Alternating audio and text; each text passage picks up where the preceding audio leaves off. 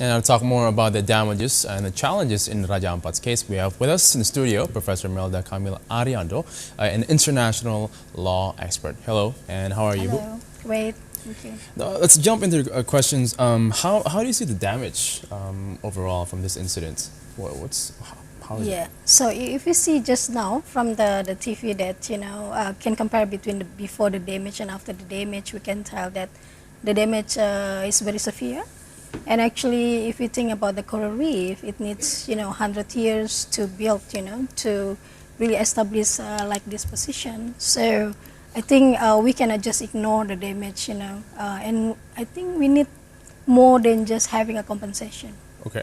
Before we go there, why were the ships allowed in the waters in the first place? Now, is that legal in the beginning? Yes, so that's actually my very question as well, whether the government is actually allow a foreign vessel to come into the port, but not just stay in the port, but to go to another point, in Indonesian water.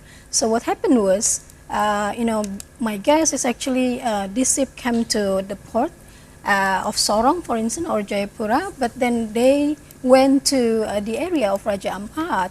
And the question we need to raise up actually, who gave the permission to this ship, to the cruise ship, a bigger one in this one, and go, around in the Raja Ampat, which is the coral reef side.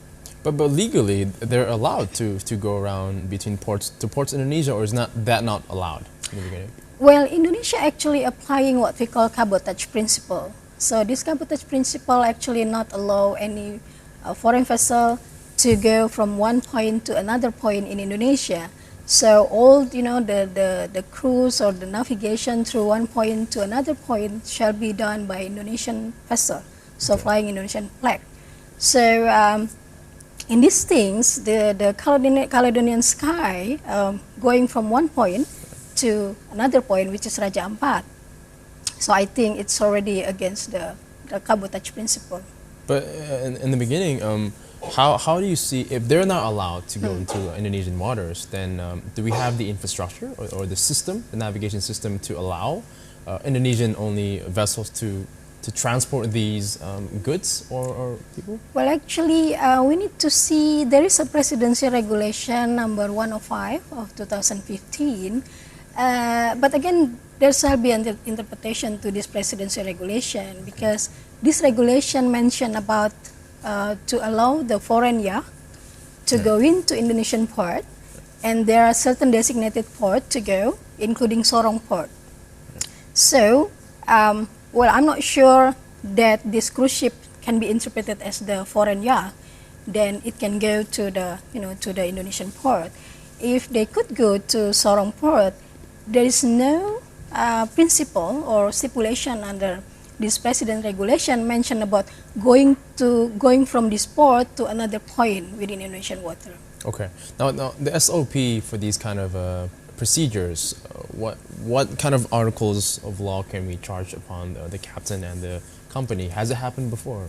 Yes. So well, maybe it has been happened before, but not as massive as this, because it happened in the biodiversity area. Right. Could be called as the world natural site, and then the damage is very massive. So it invites a lot of news and attention, not just from local, from Indonesian news, but from the world. And if you see from the world news, it says that this is actually irreparably damaged. So the damage cannot be easily repaired. So of course the compensation should be asked, shall be asked by the government to the owner, to the company, and also we should be able to penalize the captain. But I don't think it would be enough, because the things that we need to pursue is actually to prevent this to happen again. And how do you do that? Yeah, so in my point of view, if Indonesia would like to be the maritime fulcrum, right, the center of the maritime state in the world, it means that we need to intensify and to really, build up our capacity and capability to utilize the maritime resources. Okay. And that's not just to go for fishing. drill oil and gas in the marine area, but we also need to utilize the navigational route by our own vessel, either fishing vessel or the merchant vessel, including the cruise ship. Okay. What about the buoys? I believe that are ready lighthouse also something to sort of prevent the ships from coming to shallow waters, or international law is that helping? Yeah, actually there are certain requirements that shall be provided to the vessel navigating in the water. So first, of course, navigational aid. That's including the buoy and the lighthouse, and the chart, and also weather forecast, and the information about the low tide and high tide. So things what happened in Raja Ampat, this captain, which is foreign captain, right? Maybe he didn't know about the situation. And in fact, if he didn't know that situation, he's not supposed to go to that area. So why not, having our own cruise ship to bring these, foreign tourists, go, wherever the site may be in Indonesia, but really served by Indonesian cruise ship. Then it will be really intensify the capability of Indonesia to have services in the maritime tourism. Now, is it a problem that to sort of emphasize our territory for Indonesia in our waters? Has it been a problem, and do you think we should put more emphasis in this is our border, no foreign ships should come in?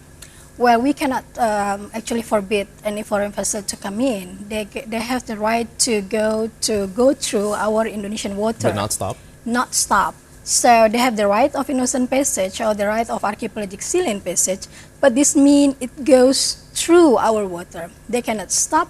If they need to stop, then all the right of passage will be vanished. So they need to get permission from our Indonesian government.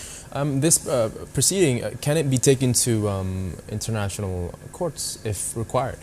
And what's the SOP there? Yeah, well, there are two kind of compensation that can be asked, First, we can ask to the private sector, which is the companies, the owner of this ship.